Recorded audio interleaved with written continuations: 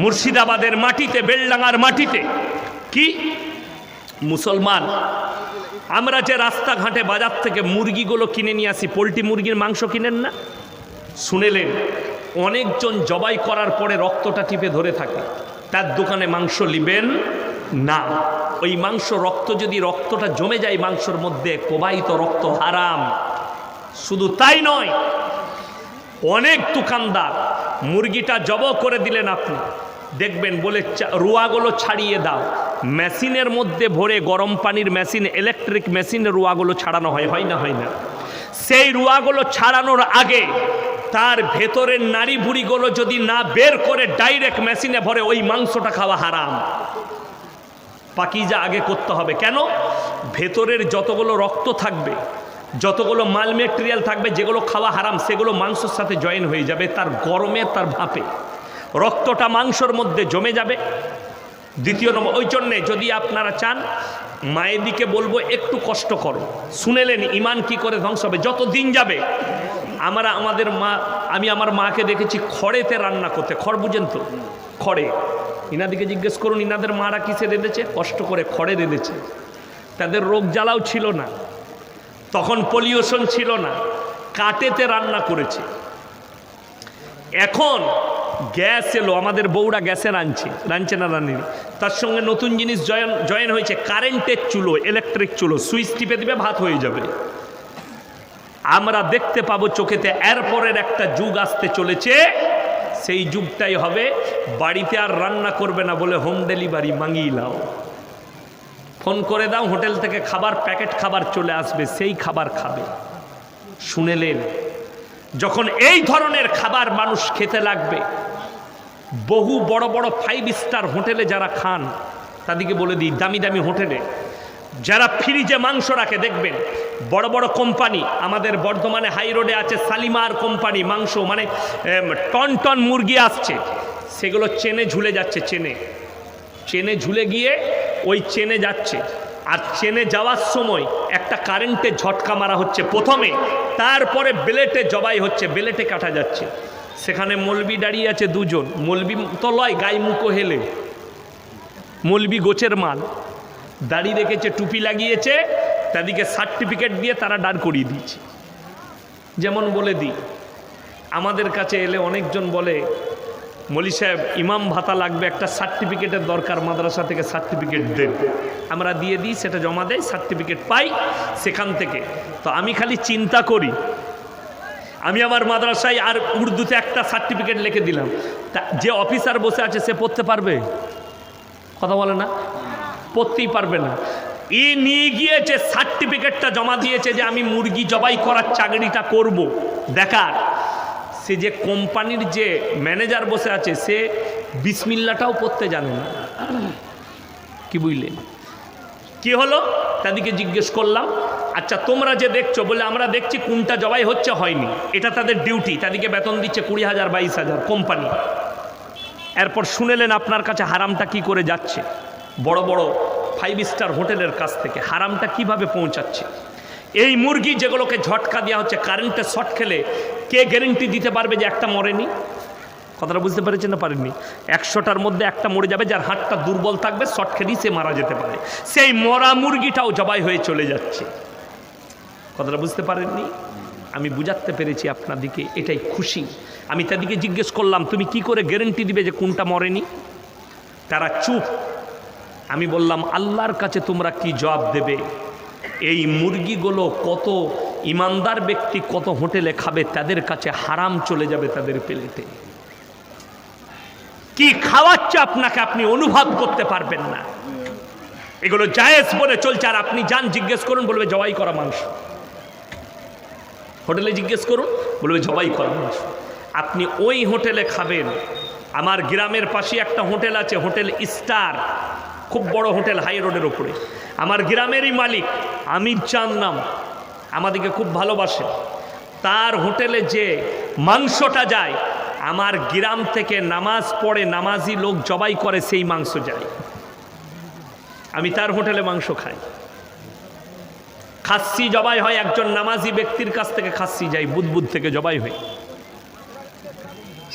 জানি, চোখে দেখি জবাই করা মাংস যাচ্ছে এবং ইমানদার লোক জবাই করছে।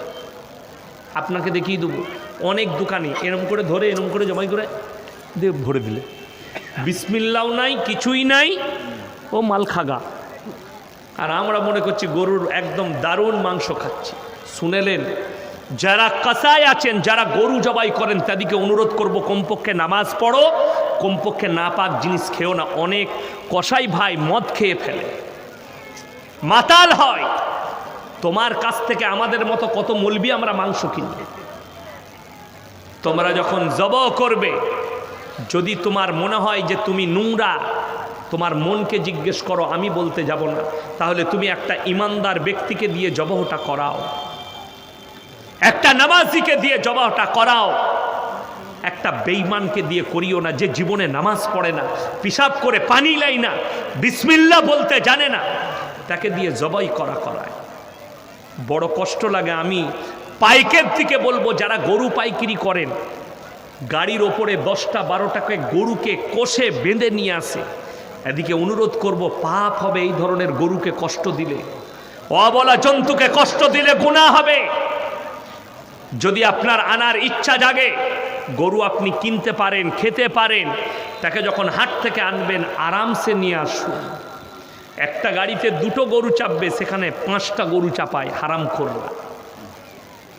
আর আপনি বলছেন একজন হিন্দু ভাই প্রতিবাদ করছে, তোমার এটা কেমন? ইসলাম কখনো কোনো জীবজন্তুকে কষ্ট দিতে শিখায়নি। যে নবীজি সাল্লাল্লাহু আলাইহি সাল্লাম নিজের চাদরটা ছিঁড়ে বিড়ালের ওপরে ঢাকা দিয়েছে, সে নবী কখনো একটা প্রাণকে কষ্ট দিতে শিখায়নি। আমরা মৌলবীরা বলি না, মুসলমান নাম না নিলে তাদের পেটের ভাতই হজম হয় না। খুলেন ইউটিউবগুলো, খুলেন মোবাইল, খবরের পান্নায় পাবেন মুসলমানের নাম তাদেরকে ইউজ করতে হয়, দাড়ির নাম ইউজ করতে হয়, টুপির নাম ইউজ করতে হয়। আমাদের দেশে কষ্ট পাবেন না, প্রত্যেক দিন একজন না একজন অশুভ লোক, আমি নাম লব না, ইসলামের ওপরে টার্গেট করেই আছে, ইসলামকে মিটানোর কথা বলেই আছে। আমি গাড়িতে আস্তে আস্তে দেখছিলাম, একজন আছে বাগেশ্বর ধাম বাবা ধীরেন্দার, নতুন বেরিয়েছে, অল্প বয়সে, আমাদের বয়সী ছেলে হবে। সে পার্চি দেখে সবারই বলে দিচ্ছে, তোমার কি হয়েছে, তোমার বাড়ি কোন দিকে, তোর কি রোগ হয়েছে, সব বলে দিচ্ছে। তার ভণ্ডামিটা আমি বলতে যাব না, সে অন্য ধর্মের মানুষ, আমি আমার ধর্মের ভণ্ডামিটা বলবো। কিন্তু কথা হচ্ছে, সে মিডিয়ার সামনে বলছে, মিডিয়া সেটা প্রচার করছে, দুনিয়া মে কোই ধর্ম থাই নেহি সেওয়ায়ে সনাতন কা। এটা একজন সাধু বলেনি, কয়েকজন হিন্দু ভাইদের পণ্ডিতরা বলছে। তার উত্তর আমাদের কাছে আছে। আল্লাহ তাআলা যদি কেউ বলে ভারতবর্ষ কাদের দেশ, আমরা সকলে জানি হিন্দুস্তান মানে হিন্দুদের দেশ। সকলে জানেন না? জানেন না? আমার যে হিন্দু ভাইরা আছেন তাদেরকে বলবো, আপনাদের পণ্ডিত দিকে জিজ্ঞেস করুন। হযরতে আদম আলাইহিস সালাতু ওয়াস সালামকে আল্লাহ ভারতের মাটিতে শ্রীলঙ্কায় নামিয়েছিলেন, জোরে বলুন সুবহানাল্লাহ। আর তিনি ছিলেন কি মুসলমান না হিন্দু? কথা বলে না, জোরে একবার বলুন। মুসলমান, এবং পয়গম্বর ছিলেন, প্রথম নবী পৃথিবীর। তো আল্লাহ ভারতে, যদি কেউ বলে ভারত হচ্ছে পূর্বপুরুষ থেকে হিন্দুদের দেশ, তাকে অনুরোধ করছি ভালো করে স্টাডি করো, ভালো করে ইতিহাস পড়ো। এই জমিনে, এই ধরতিতে, দুনিয়াতে আল্লাহ প্রথম মানব যাকে করেছেন তিনি নবী, এবং তিনি ছিলেন মুসলমান।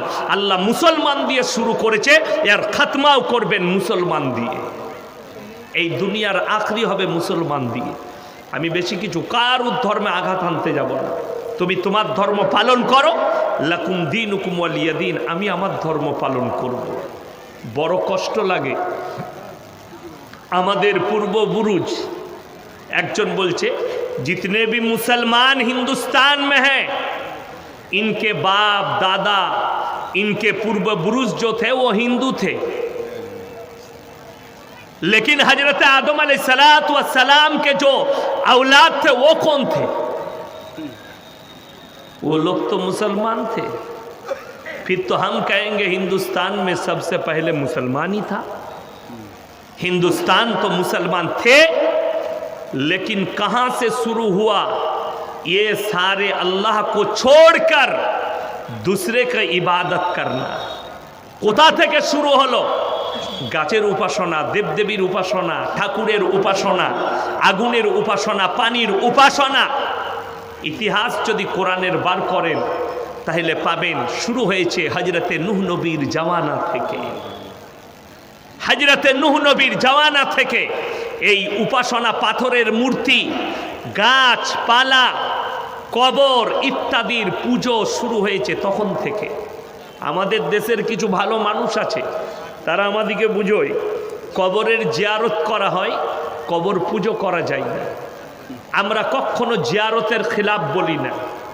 আল্লাহর হাবিব সাল্লাল্লাহু আলাইহি সাল্লামের কবর জিয়ারত হয়, করতে পারেন, আমি নিষেধ করব না। কিন্তু পুজো কোন জায়গায় বলা হচ্ছে?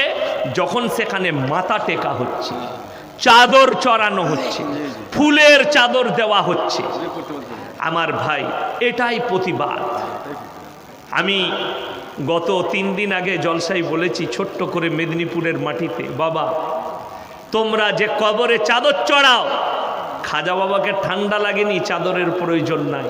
তোর ঘরের পাশে তোর চাচার গায়ে একটা কম্বল না হলে চাদর কিনে দে, অনেক নেকি পাবি।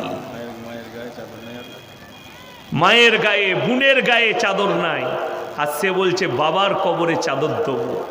কবরে আমি একটা জলসাই বলেছি, আজকে আবার শুনিয়ে যাচ্ছি, কবরে চাদর চড়ানো জায়েজ হলে আল্লাহর নবীর কবরটা আসমান পর্যন্ত হিরে মতি মুক্ত চাদরে ঢেকে যেত। আমার নবীর কবরে জায়েজ নেই, পৃথিবীর আর কোনো মৌলবি মোল্লা পীর ফকিরের জন্য জায়েজ হতে পারে না। আল্লাহর নবীর কবরে সিজদা নেই, পৃথিবীর আর কোনো মৌলবি মোল্লা পীর ফকিরের কবরের জন্য সিজদা জায়েজ হতে পারে না। আল্লাহর নবী সাল্লাল্লাহু আলাইহি সাল্লামের কবরে ভালো মন্দ চাইতে পাবে না, পৃথিবীর আর কোনো মৌলবি মোল্লা পীর ফকিরের কবরে চাওয়া যাবে না। আমাদের দেশের লোক কবরে গিয়ে, নারীরা পুরুষরা পাথরচাবড়ি থেকে আজমির গিয়ে কবরে ভালো মন্দ চায়, আমার বরকত দাও। অনেকজন তো আপনাকে দেখিয়ে দেবো, আপনার মুর্শিদাবাদেও পাবেন, আপনার এলাকাতেও পাবেন, ধুলিয়ানে পাবেন, গাড়িতে লেখে রেখে দিয়েছে KGN, খাজায়ে গরিব নওয়াজ। এই লেখাটা সরাসরি হারাম এবং নাজায়েজ কাজ। এর থেকে বড় শিরক আর কিছু নেই। আমি তো এটাও বলবো, আমাদের দেশের অনেক এত ভালো ড্রাইভার আছে, গাড়ির ভেতরে যেখানে গাড়ি চালায় আল্লাহু লেখা আছে, লেখা থাকে না থাকে না, মোহাম্মদ লেখা আছে, লা ইলাহা ইল্লাল্লাহ লেখা আছে, কিন্তু হারাম করে আবার মদ খেয়ে গাড়ি চালায়। ঠিক বলছি না ভুল বলছি? বুঝলেন? তুমি আল্লাহর তৌহিন করছো না, আল্লাহর মহব্বত দেখাচ্ছ। আরে পাগল, মদ খেয়ে আমাদের একটা ছেলে হোটেলে, কি বুঝলেন, দুটোই মুসলমান, তো হোটেলে ঢুকেছে ড্রাইভার। প্রথমেই ঢুকে ড্রাইভারটা বলছে এক বোতল মদ দাও তো, মদ খেয়ে নিল। মদ খাওয়ার পরে সে বলছে রুটি আর মাংস দাও, মুরগির মাংস। সে দিয়েছে, হোটেলওয়ালাকে জিজ্ঞেস করছে মুরগিটা জবাই তো? শালা হারাম খেয়েছিস প্রথমে, আবার জবাইটা জেনে কি হবে? আমরা ওকে গুড়াল মার, লাথি মার ওকে। প্রথমেই তো হারাম টেনেছিস, আবার ওই হারামটা জেনে তো কিছু লাভ নাই। তোর কাছে শুয়োরের মাংসটাও এরপরে জায়েজ হয়ে গেল, তুই যখন মদ পান করতে পেরেছিস। বড় কষ্টের বিষয়। তার কারণটা শুনেলেন, বেঈমান কাফেররা চায় মুসলমানদের ঈমান নষ্ট করতে গেলে সর্বপ্রথম যে কাজটা করতে হবে, এদিকে উলামা থেকে বিচ্ছিন্ন করে দাও, আলেমদের কাছ থেকে বিচ্ছিন্ন করো। যে জাতি আলেমের পাশে থাকে না, যে জাতি আলেমের টাচে থাকবে না, সেই জাতির ঈমান ধ্বংস খুব সহজে হয়ে যাবে। আমি আপনাদেরকে বলে যাই, আপনার ধুলিয়ান থেকে শুরু করে এই পাকুর পর্যন্ত পুরো জায়গা খুঁজুন, খুঁজে পাবেন 100টা নামাজি পাবেন, তার মধ্যে 80 জন জাহান্নামে যাবে। তার কারণগুলো শুনেলেন, সে নামাজও পড়ে সুদও খায়, নামাজও পড়ে লোকের মাল মেরে খায়, নামাজ পড়ে চুরি করে, নামাজ পড়ে মিথ্যা কথা বলে, নামাজ পড়ে দাড়ি মারে, নামাজ পড়ে ভাইয়ের হক মেরে খাচ্ছে, নামাজ পড়ে পড়শির হক মেরে খাচ্ছে। তুমি জান্নাতের আশা করে বসে আছো? না, বেঈমান কাফেররা তোমাকে জালেতে বুনে ফেলেছে, যেমন মাকড়সার জাল। একটা বাড়িতে বাস না করলে, যখন বাড়িতে 1 মাস 2 মাস কোনো লোক থাকবে না, সেখানে মাকড়সার জাল হবে না? হবে না? জাল হবে। মুসলমান, তুমি যদি কোরআন থেকে বিচ্ছিন্ন হও, আলেম থেকে নিজেদিকে বিচ্ছিন্ন রাখো, মাদ্রাসা মসজিদ থেকে বিচ্ছিন্ন রাখো, তোমার চারিদিকে জাল বুনে ফেলবে বেঈমান কাফেররা। আর সেটার কারণেই আজকে ইংরেজি তারিখ কত? 13, রাত 12টা পেরুলি, কি বুঝলেন? 14ই ফেব্রুয়ারি, ভ্যালেন্টাইন ডে, তাই না? Propose day. 12টার পরে অনেকজন মেসেজ করবে গার্লফ্রেন্ডকে, আই লাভ ইউ, কি বলছেন? করবে না? কালকে আবার দেখবেন পার্কগুলোতে জিনা হবে, জিনা। চ্যালেঞ্জ ছুড়ে বললাম, সরকার লাইসেন্স দিয়ে ফেলেছে, আমাদের মতো মৌলবীদের চোখের পানি ফেলা ছাড়া আর কোনো কাজ নাই। বিশ্বাস করুন, গাড়িতে বসে চোখের পানি পড়ে। সরকারের এক একটা পদক্ষেপ দেখে আপনার জন্য বেঈমান কাফেররা জাল তৈরি করছে, ঈমান হারাবার। সরকার রায় দিয়েছে, সুপ্রিম কোর্ট 150 থেকে 53 দিন পর্যন্ত একটা মেয়ে নিজের পেটের বাচ্চাকে নষ্ট করতে পারে, এটা দণ্ডনীয় অপরাধ নয়। আমি একটা জলসায় বলেছি, আপনার ধুলিয়ান বাজারে যতগুলো ডাস্টবিন আছে, আপনার বহরমপুরে যতগুলো ডাস্টবিন আছে, ময়লা ফেলা হয়, জঙ্গিপুরে ডাস্টবিনগুলোই, ওইগুলোই আর ময়লা পড়ে থাকবে না, ওগুলোতে বাচ্চা পড়ে থাকবে আর ভ্রূণ পড়ে থাকবে। এত ব্যভিচার আম হয়ে যাবে। নবীজি সাল্লাল্লাহু আলাইহি সাল্লামের হাদিস সত্য হতে চলেছে। বেঈমান কাফেররা রায় দিয়ে দিয়েছে। নবীজি বলেছিলেন, কিয়ামত কাছে আসবে, বুঝতে পারবে, আলামত হচ্ছে রাস্তাঘাটে কুকুরের মতো জিনা করবে। ভারতের যতগুলো পার্ক আছে, সব পার্কগুলোতে কালকে কুকুরের থেকেও খারাপ অবস্থায় জিনা হবে, কালকে 14ই ফেব্রুয়ারি। মুসলমান, তোমার কাছে 14ই ফেব্রুয়ারি কি করে এলো? মুসলমান, 1 জানুয়ারি তুমি কোথা থেকে পেলে? 25শে ডিসেম্বর কোথা থেকে পেলে? তার কারণ একটাই, উলামা থেকে বিচ্ছিন্ন হওয়ার কারণে। তোমার আগে স্টাডি করা দরকার ছিল মৌলবীদের কাছে। শেখ, আমি 1 জানুয়ারি পালন করব, আমার জন্য কেমন শোভা পাবে? আমরা নিষেধ করতাম না, এটা ইহুদিদের কালচার, তোমরা অনুসরণ করো না। আমরা নিষেধ করতাম 25শে ডিসেম্বর তোমরা পালন করো না। আমি বলিনি, পেপার বলছে কলকাতার বুকে কয়েক হাজার মুসলমান যুবক যুবতী তারা 25শে ডিসেম্বর পালন করেছে। শুধু তাই নয়, আমি গত পরশু 24 পরগনার, উত্তর 24 পরগনার মাটি থেকে জলসা করে ফিরছি। রাত তখন প্রায় 1:10-15। অনেকগুলো কফি শপ খোলা আছে নিউ টাউন কলকাতার কাছে। আমি ড্রাইভারকে বললাম, গাড়ির সাইডে দাঁড় করা, অনেক গাড়ি লেগে আছে, মোটরসাইকেল লেগে আছে। আমি গাড়িতে বসছি, আমার লেগে কফি নিয়ে এসো। কফি আনতে গেল ভাড়ে। ড্রাইভার আমার ম্যানেজার গেল নেমে। বিশ্বাস করুন, আমি গাড়ির ভেতরে বসে বসে খালি দেখেছি কত মুসলমান যুবক, কত মুসলমান যুবতী তারা ওই দিনে মদ পান করে পড়ে আছে। একটা মেয়ে, এগুলো সব কলেজ আর ইউনিভার্সিটির মেয়ে। যে সমস্ত বাবা মারা কানে তেল আর তুলো দিয়ে ঘুমিয়ে আছেন, আমি তাদের কানের তুলোগুলো খুলতে চাই। ভালো করে শোনো, তোমার মেয়ে যদি হোস্টেলে পড়ে, খোঁজ রাখো তোমার মেয়ে হোস্টেলে পড়ে আর ব্যভিচার করে কিনা। তোমার ছেলে হোস্টেলে পড়ে, সে পরকীয়ায় জড়িত আছে কিনা। তোমার ছেলে হোস্টেলে পড়ে, সেই ছেলেটা ব্যভিচারে জড়িত আছে কিনা, সমকামী কিনা, এটা আগে খোঁজ নাও।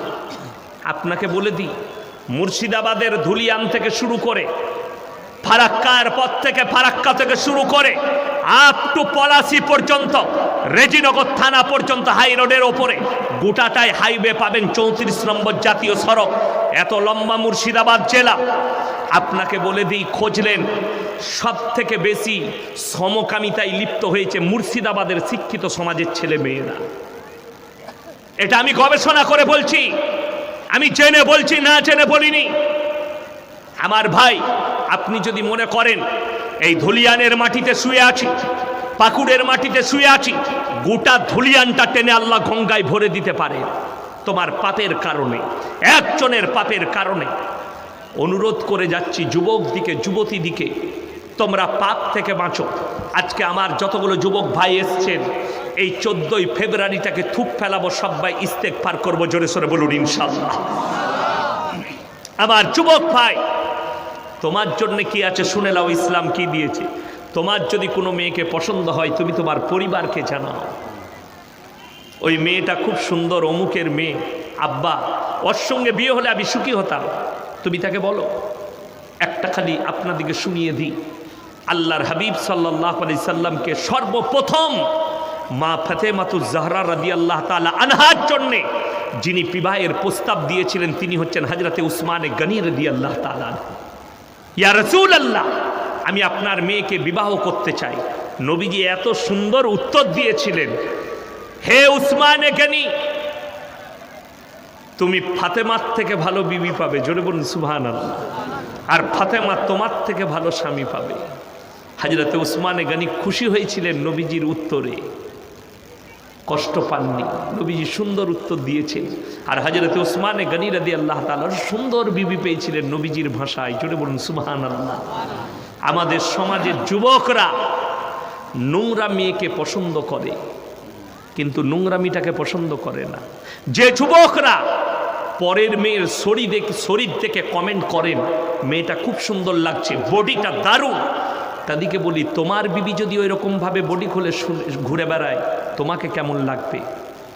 এই কথাটা ভেবে তুমি তোমার চোখকে ফিরিয়ে নাও, নজরকে ফিরিয়ে নাও। আমাদের সমাজে 100টা পাপের মধ্যে 90টা পাপের জন্য দায়ী হচ্ছে চোখ। আর আপনি জানেন, তার মধ্যে 45% ভাগ করে নিয়েছে এই মোবাইলটা। এই মোবাইল এ ভাগ করে নিয়েছে 45%। আপনি অবাক হবেন, মিথ্যা কথা বলে মানুষ এই মোবাইলের দ্বারাই। মিথ্যাটা বেড়ে গেল মোবাইল আসার পরে। ইনারা আমার বাপের বয়সী লোক, ইনাদিকে জিজ্ঞেস করুন। আমার 35 বছর বয়স, পা রাখলাম 35-এ। আমার খালি মনে মনে হয়, ইনারা তো কদিন পরে আল্লাহর ডাক পড়লে চলে যাবে। আল্লাহ আমাদের যদি হায়াত রাখে, যদি আল্লাহ 60 বছরের হায়াত দেয়, কতগুলো পাপ দেখবো। আর আমি আল্লাহর কাছে অনুরোধ করি, আল্লাহ এতগুলো পাপ কি করে দেখবো চোখে আর বরদাস্ত করব। এমন একটা যুগ ছিল ইনাদের বাপ দাদর কালটা, তখন মানুষ মিথ্যা কথা বলতে ভয় খেত পাপ হবে বলে। এখন মানুষ সত্য কথা বলতে ভয় পায়, কেউ কলারটা ধরবে বলে। ওই জন্যে বড় কষ্ট কি লাগে জানেন? আমরা বড় লোক দিকে ফতোয়া দিতে পারি না, গরিবকে সহজে ফতোয়া দিয়ে দিই। বড় লোক আমার মাদ্রাসায় পয়সা দিবে, তাকে ফতোয়া দেবো না। কিন্তু ফতোয়া হারাম তো সকলের জন্য হারাম। যেমন বলে দিই, আমাদের সমাজের লোক এরা খালি জানে মৌলবীর জন্যে বিড়ি খাওয়া হারাম, মৌলবীর জন্যে সিগারেট খাওয়া হারাম। তাই তো কোনো মৌলবী যদি ইমামতি করে আর সিগারেট খায়, তাকে ইমাম রাখবে আমাদের সমাজের লোক? সকালবেলায় তাড়িয়ে দিবে। কিন্তু আমি দেখিয়ে দেবো 100টা মুসল্লির মধ্যে 50 জন বিড়ি খাচ্ছে আর মসজিদে ঢুকে নামাজ আদায় করছে। ইমামের জন্য হারাম আর তোমার জন্য হালাল। কোথা থেকে ফতোয়াটা পেলে? কোন মৌলবী বলেছে? কেন? তোমরা তো মৌলবীকেই মানো না, তুমি তো মৌলবীর কথাই লাও না। তার জন্যে তো এতগুলো পাপ এসে আমাদেরকে জড়িয়ে ধরে ফেলেছে। তার জন্যে তো মুসলমান একটু পয়সা হয়েছে, বেটার বার্থডে পালন করছে, ছেলের জন্মদিন পালন করছে, বিবির জন্মদিন পালন করছে কেক কেটে। বলে নতুন যুগ, স্টাইলি যুগ। এখন এই মৌলবীরা জানবে না। আপনারা বলুন, যদি কেক কেটে ছেলের জন্মদিন পালন করা জায়েজ হতো, আমরা মৌলবীরা করতাম না? করতাম না। আমাদের জীবনের শখ নেই? আপনি খালি শখ মিটাবেন। আমরা জানি হারাম, ওই জন্য ওটা করা যাবে না। আমার বহু আত্মীয় স্বজন আমার উপরে রাগ করে, কেন জানেন? সেদিনে একটা আমার গত কালকে আমার একটা ফুফুইতো শালির বিয়ে ছিল, আমাদের বাড়িতে এসে ইনভাইট করে গেছে। আমাকে বললে ফোন করে, আমার ফুফ শাশুড়ি বিটিকে নিয়ে আসবে, তার ভাইজি হচ্ছে, নিয়ে আসবে বিনাকে, নিয়ে আসবে রেহেনাকে, তোমার মেয়েদিকে নিয়ে আসবে। আমি বললাম ঠিক আছে, আমি না বলিনি। কিন্তু নিয়ত, আমার স্ত্রীকে বললাম কি মনে হচ্ছে তোমার? বললে আপনার মনে হচ্ছে আমি যাব? কখন আমি যাব না। আমি বললাম আলহামদুলিল্লাহ, আমি তোমার উত্তর শুনতে চাইছিলাম। জীবনে বলে আমার জীবনের শখ আপনি মিটিয়েছেন, আমার জীবনে বিয়ে খাবার আর শখ নাই। জোরে বলুন সুবহানাল্লাহ। আমি গেলাম, বললে তারা কই? আমি বললাম আমি এই দিক থেকেই জলসাই যাব, ওই জন্যে তাদেরকে আনিনি। বিটির বমি হয়, ওই জন্যে আনলাম না, গাড়িতে চাপলে। গিফট দিলাম, বসে দুটি ডাল ভাত খেলাম, চলে এলাম। একজন বলছে চলুন না, ওখানে নিকাহ পড়ানো হচ্ছে। আমি বললাম আমার কথা মতো নিকাহ না হলে সুন্নত তরিকায় সেই নিকাহ ইয়াসিন প্রবেশ করবে না। মেহমান দুটি খানা খাচ্ছি, বেরিয়ে যাব। 12 বৎসর কোনো বিয়েতে অ্যাটেন্ড করিনি, খালি আত্মীয়তা ছিন্ন করতে নেই বলে কালকে আমাকে অ্যাটেন্ড করতে হলো।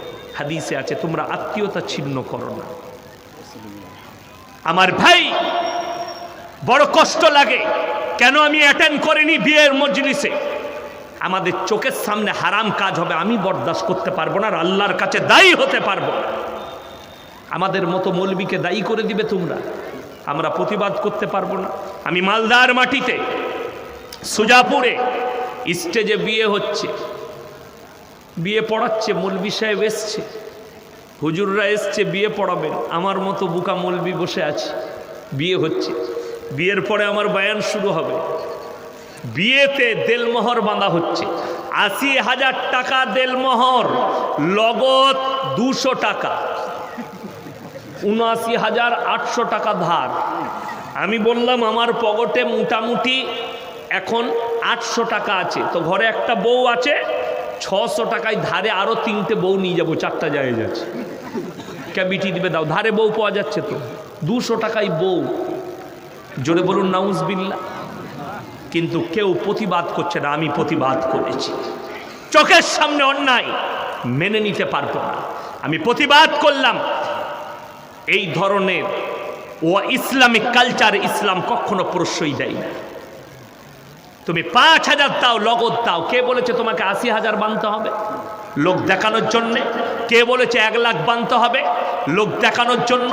আর আমাদের সমাজের লোক জানে 80,000 বেঁধে দে, ও মাপ চেয়ে নিবে। মাপ চাওয়ার লেগে 80,000 বাঁধলে কবরে কেলানি খাবে। বুঝতে পেরেছেন? ভুলবশত করে ফেলেছে, ধরেলেন 10,000 করেছে দেলমোহর, ছেলে গরিব, শোধ করতে পারেনি। বিবি যদি ইচ্ছায় ক্ষমা করে দেয়, আমি তোমাকে ক্ষমা করে দিলাম, জায়েজ আছে, ভোগ করো। আপনি 1 লাখ টাকা লগত দিয়েছেন, স্ত্রী যদি টাকাটা তোমার হাতে তুলে দেয়, আমি আপনাকে ইয়াকুলাসে দিলাম, আপনি খরচ করুন, আপনি নির্দ্বিধায় খরচ করতে পারেন, জায়েজ আছে। কিন্তু বড় কষ্ট লাগে, আমাদের দেশে এখন নতুন একটা ডিজাইনের বিয়ে উঠেছে, ওটা মৌলবীদিকে বিয়েতে দেখবেন। আমাদিকে তো বলেই দিয়েছি, আমি জলসায় বলেছি 2টো কাজে রেখেছে, হলে আর মোলে। মরেছে জানাজা পড়াতে হবে, হয়েছে মুখেতে একটু পানি দিয়ে দিতে হবে, বাকি আর কোনো কাজে আমরা নাই। বলে বাকি বিয়ের দিন টেক কারা করবে? গ্রামের মোড়লরা। আমাকে একজন বলছে, আচ্ছা ইয়াসিন ভাই দেখুন তো, এই মাসে এত তারিখে আমাবস্যা পড়ছে, আমাবস্যার রাতে বিয়ে দেওয়া চলবে? আমরা না দিই না, কালো ছেলে হবে। কালো রাত তো কি বলবো, তাকে কি উত্তর দেবো? আল্লাহর কাছে সব দিনটাই সমান। জোরে বলুন সুবহানাল্লাহ। আমাবস্যার দিন, যেদিনে জন্ম নিয়েছে সেই দিনে দিতে নাই, এগুলো অইসলামিক কালচার এবং কুসংস্কার, তাছাড়া কিছু নাই। যে কোনো তারিখে বিয়ে দিতে পারেন, যে কোনো তারিখে। সময় হচ্ছে না বললে এক কাজ করুন, সন্ধেবেলায় বিয়ে দিয়ে দাও, অসুবিধা নাই। মগরবের পরে মল্লা বিয়ে পড়িয়ে দেন, নিকাহ পড়িয়ে দেন, হয়ে গেল। লোকজন নাই বলে কোনো ব্যাপার নাই, সাক্ষী নিয়ে আসুন, নিকাহ হয়ে গেল, নিকাহ পড়িয়ে দিলেন, কোনো অসুবিধা নেই। সময় যখন পাবে, ডায়েরি খুলে পঞ্চিকা খুলে দেখছে আমাবস্যা আছে না, পুজো আছে না, অমুক আছে না, তমুক আছে না, জন্মদিন না মৃত্যুর দিন। এগুলো কোথায় পেলি? ইসলামে কোথাও না। এগুলো কিসের জন্য এসছে? এগুলো সব হাদিসুন নিসা, মেয়েদের হাদিস, আমাদের লয়। মৌলবীরা খেপে যাবে, ওই জন্য আমাকে এক জায়গায় প্রশ্ন লিখে দিয়েছে, কি জানেন? আচ্ছা হুজুর বলবেন তো, শাড়ির ভেতরে জাঙ্গিয়া না পড়লে নামাজ হবে? শালা মৌলবীরা খেপে যাবে না? এই ফতোয়া কোথায় খুঁজবে বলুন? হাদিস খুঁজে নিয়ে আসুন, বুখারী, তিরমিজি, আবু দাউদ। নবীর জামানায় তো চাড্ডি ছিল না। বড় কষ্ট লাগে, দুঃখ লাগে। আমার গ্রামের একটা ছেলে বলছে, আচ্ছা কবরস্থানে যাবো ইয়াসিন ভাই, তার লুঙ্গির ভেতরে কি আন্ডার প্যান্ট পরতে পারে? না, তুই শুধু আন্ডার প্যান্ট পরে যা, তোর লেগে যায় যাচ্ছে, তোকে কিচ্ছু পরতে হবে না, আন্ডার প্যান্ট পরেই কবরস্থানে যা। এদিকে কি উত্তর দেবো? তোমার জন্য লুঙ্গি। শুনে নেন, শর্ত হচ্ছে সাতার ঢাকা। ইসলামে একটা নারীকে যতটা ঢাকতে বলেছে ততটা ঢেকে দিন, তার নামাজ হয়ে যাবে। তাতে বস্তা দিয়েও ঢাকতে পারে, তিরপল দিয়েও ঢাকতে পারে, প্যান্ডেলের কাপড় দিয়েও ঢাকতে পারে, কিন্তু ঢাকতে হবে যতটা ঢাকার ফরজ অতটা ঢেকে নিতে হবে। পুরুষের যতটা ঢাকা দরকার নামাজ আদায় করার জন্য ততটা ঢাকলেই হবে, তাতে বস্তাও হতে পারে। কিন্তু আমাদের দেশের পজিশন আলাদা। মানুষ কতটা পরিবর্তন হয়েছে বলে দিই, আপনার আমার পরিবর্তনগুলো বলে দিই। এই যে যারা বসে আছেন, এই আমার হাতের ঘড়িটা কত দাম হবে? একজন বলুন। এ কথা বলে না কেন? 700, তাড়াতাড়ি বলুন। 2000, আর একজন বলুন। 2500, 2700। কেন? এটা ইয়াসিন সাহেবের মতো বক্তার হাতে আছে বলে এটা 2500 টাকা দাম। আমি এইটা হায়দ্রাবাদে জলসা করতে গিয়ে 120 টাকায় কিনেছি। বুঝতে পারেন নাই? খালি ইয়াসিন সাহেবের হাতে চেপেছে ব্র্যান্ড, ওই জন্যে এই লোকটার কারণে এর দাম 2000 আর 2500 হয়ে গেল। আমি আপনাদেরকে বুঝিয়ে দিই, আপনার ধুলিয়ানে যদি কোনো ছেলে ছিঁড়া প্যান্ট পরে রাস্তায় চলে, লোকে বলে গরিব বে, কিছু নেই, বলে না? বলে না? ওই প্যান্টটাই কালকে শাহরুখ খানকে পরিয়ে দেন, এরা বলবে দারুণ লাগছে, বিরাট স্টাইল, ও যাতাই লাগছে। শাহরুখ খান পড়েছে, স্টাইল বেড়ে গেল। শুনেলেন এর পরে আমি কি বুঝাতে চাইছি? অবাক হবেন কোন জিনিসটা আপনার মাইনে আনতে চাইছি। খালি ব্র্যান্ড বলে আর দাম বেড়ে গেল। আমাদের সমাজে একটা ইমানদারের মূল্য থাকে না, যার পয়সা হবে সেই বড় ইমানদার হয়ে যায়। কথাটা বুঝতে পারেননি? সুদ খেয়ে বড় লোক হয়েছে বলে মসজিদের ওকেই সেক্রেটারি করে দে, মোড়ল করে দে। তার ইমানটা কেমন আছে, তার নামাজ কেমন আছে? আমাদের লোকরা জানিই না। মসজিদ কমিটিতে থাকতে গেলে আমার গ্রামে নিয়ম আছে, আমার পুরসাই চলুন, নিয়ম আছে। মসজিদ কমিটিতে যারা থাকবে শর্ত হচ্ছে 5 ওয়াক্তের নামাজই হতে হবে। তাতে সেক্রেটারি হোক আর কেসিয়ার হোক, মেম্বার হোক আর যেই হোক, মসজিদের কমিটিতে থাকতে গেলে 5 ওয়াক্তের নামাজই হতে হবে। শুধু তাই নয়, তার হারাম ব্যবসার দিকে যাওয়া যাবে না, হালাল ব্যবসায়ী থাকতে হবে। আমাদের দেশে অনেক জায়গায় দেখিয়ে দেবো, বড় লোক সুদ খেয়ে বড় লোক হয়েছে বলে ওকেই মোড়ল করে দে মসজিদে, দিয়ে দেখবেন মসজিদের টাকাটাও সুদের ওপরে ছড়িয়েছে। ও তো হারাম হালাল বুঝে না, ও টাকাটা বুঝে খালি। কত বড় ক্ষতি হবে। একটা গরিব মানুষ যদি মসজিদে একটা ফ্যান দান করে, তার নাম উল্লেখ হয় না।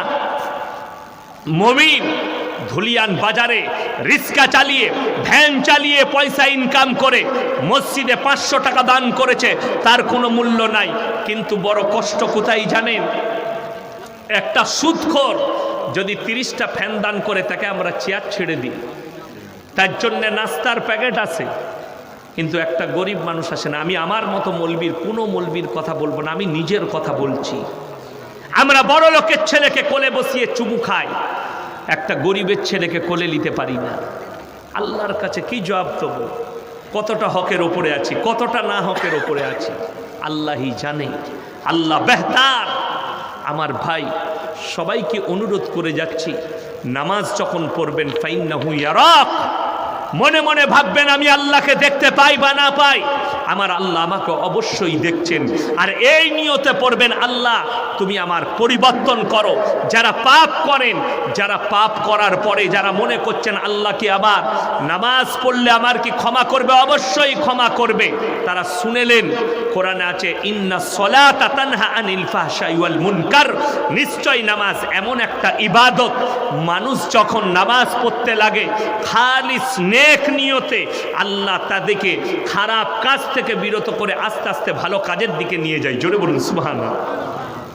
আপনি নামাজ পড়ুন। অনেকজন মনে মনে করবেন, মোল্লা আমি দোয়া জানি না, দরুদ জানি না, আমি কিছুই জানি না।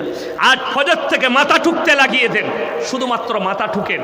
কাল থেকে মৌলবীর পাশে, ইমামের পাশে বসে, মাদ্রাসায় গিয়ে কোনো মৌলবীর পাশে বসে আপনি দুয়া সূরা সব শিখতে লাগুন। আমি বলছি আপনি 1 মাস পরে শিখবেন, আর যতদিন আপনি মাথা ঠুকবেন আপনি নামাজের নেকি পেতে থাকবেন। জোরে বলুন সুবহানাল্লাহ। কি নিয়তে? এই নিয়তে যে আমি নামাজি হব। বেঈমানরা আপনার জন্য শুধু এই জাল বিছায়নি, আজকে হাজার হাজার, আজকেই একটা ভদ্র মহিলা, কোন জেলার বলবো না, আমাকে ফোন করেছিলেন, আমার স্বামী মলনা চাপ দিয়েছে, আমি আমার 40 দিনের পেটের বাচ্চাকে স্বামীর চাপে নষ্ট করেছি। জোরে বলুন নাউজুবিল্লাহ। সেই মা আমার কাছে বিনীত অনুরোধ করে কাঁদতে লাগলেন, আমার স্বামী আমাকে বলেছে নষ্ট করো, তা না হলে 4টা বাচ্চা হয়েছে, এরপর বাচ্চা হলে তোমাকে ছেড়ে দেবো। জোরে বলুন নাউজুবিল্লাহ। কত বড় জালিম, কত বড় অপরাধী। শোনো, আমি সেই মাকে বললাম, তুমি অসহায় না জেনে করে ফেলেছ, আল্লাহর কাছে ইস্তেগফার করো, ক্ষমা চাইবে। 40 দিনের বাচ্চা নষ্ট করেছো। যারা বাচ্চাকে হত্যা করে, কোরআনে আছে ওয়ালা তাকতুলু আওলাদাকুম খাশিয়াতা ইমলা নাহনু নারযুকুহুম ওয়া ইয়াকুম। তোমরা দরিদ্রতার ভয়ে তোমাদের আওলাদকে কতল করো না। কি করে খাওয়াবো, কি করে মানুষ করব? শুনেলেন, আমি কালকের জলসাই বলেছি, যদি এই সোচটা আমাদের দেশের কিছু, আমাদের দেশের যিনি RSS এর প্রধান মহান ভাগাপাতজি, আমি তিনাকে সম্মান করি, আমাদের দেশের একজন গণ্যমান্য ব্যক্তি, কিন্তু তিনি একটা রং কথা বলেছেন, ज़्यादा खाना खाना और ज़्यादा बच्चा पैदा करना ये जानवर का काम है। तो मैं महान भागवत जी आपसे कहना चाहता हूँ, बड़ी मेरे गुजारिश है, मोदी जी अपने बाप का 5 नंबर औलाद है, उनके बाप के बारे में आप क्या कहेंगे? जोगी जी 4 नंबर औलाद है, उसके बारे में आप क्या कहेंगे? हमारे देश के विश्व कवि कवि गुरु रविंद्रनाथ ठाकुर अपने बाप के 9 नंबर औलाद है, आप इसके बारे में क्या कहेंगे? जरा संभाल के कहिए और अपने आप बोलिए, आप कितना नंबर औलाद है? जानवर आप किसे कह रहे हैं? इसके लिए एजुकेशन का बहुत जरूरी है, एजुकेशन रहना, न तो जुबान से ऐसे बात निकलेगी, पूरे कौम के लिए ये खतरा है। महान भगवत जी के আমি অনুরোধ করব, আপনি বলছেন ভারতের জনসংখ্যা রুখতে হবে, জন্ম নিয়ন্ত্রণ করতে হবে। এই ভাবনাটা যদি আপনার বাপ নিত, আপনি আর দেশে আসতেন না। এই চিন্তাধারাটা তোমার বাপ দাদরা নিলে আমাদের মোদিজি আর দেশের প্রধানমন্ত্রী হতো না। এই চিন্তাধারাটা হযরত আদম আলাইহিস সালাতু ওয়াস সালাম আর মা হাওয়া নিলে তোমরা কেউ দুনিয়ার মুখ দেখতে না। आपको मैं सलाह दूंगा, जरा भगवान पे अपना विश्वास कीजिए। हम हमारे अल्लाह पे विश्वास करते हैं कि रोजी देने वाला, रोटी देने वाला हमारे अल्लाह है, खिलाने वाला जात हमारे अल्लाह है। अगर इस पर कोई मुसलमान विश्वास ना करे तो वह काफिर हो जाएगा और बेईमान हो जाएगा। इसीलिए हम अनुरोध करते हैं, हम विनती करते हैं, हमारे देश के जितने भी मुसलमान भाई और माँ और बहन है, अपने कोख के औलाद को कत्ल मत करो। जो आ रहा है वो अपना रोजी नाप के आ रहा है, जे आसचे से निजे रुजी मेपे आसचे दुनिया। তোমরা রুজি দেনে वाला नो, बाप बहाना, माँ बहाना। আল্লাহ যদি ইচ্ছা করতেন, হে পৃথিবীর কাফেরেরা, হে নেমো খারামরা, শোনো, যারা বলছো জন্ম নিয়ন্ত্রণ করব, তারা পড়ে দেখো, কোরআনকে স্টাডি করো। আল্লাহ ইচ্ছা করলে বিনা বাপেও মানুষকে পাঠাতে পারতেন। তার দলিল দিয়েছেন 1 নম্বর হযরতে ঈসা মসিহ, তিনি বিনা বাপে আল্লাহ তিনাকে দুনিয়াতে পাঠিয়েছেন। সব থেকে প্রথম দলিল আল্লাহ নিজে তৈরি করে পাঠিয়েছেন হযরত আদম আলাইহিস সালাতু ওয়াস সালামকে। আল্লাহ তো এটা দুনিয়ার নিজামত তৈরি করেছে যে স্বামী এবং স্ত্রী একত্রিত হয়ে হাল আতা আলাল ইনসানি হিনুম মিনাদ দাহরি লাম ইয়াকুন শাইয়্যাম মাযকুরা। স্বামী ইন্না খালাকনাল ইনসানা মিন নুতফাতিন আমশাজ নাবতালিহি ফাজআলনাহু সামিয়াম বাসীরা। নারী এবং পুরুষ তাদেরকে একত্রিত করে এক ফোঁটা পানি দ্বারা তোমাদেরকে আমি তৈরি করেছি। তোমরা দুনিয়াতে যাবার পূর্বে তোমার পাড়ায়, তোমার গ্রামে, তোমার দেশে, তোমার এলাকায় তোমার কোনো কালচার ছিল না। আমি আল্লাহ পাঠিয়েছি। আমি আল্লাহ কেউ কি ডাক্তার করেছি, কেউ কি মাস্টার, কেউ কি মৌলভি, কেউ কি আপনার ভিখারি, কেউ কি কোটিপতি, সব আমি আল্লাহ করেছি। জোরে বলুন সুবহানাল্লাহ।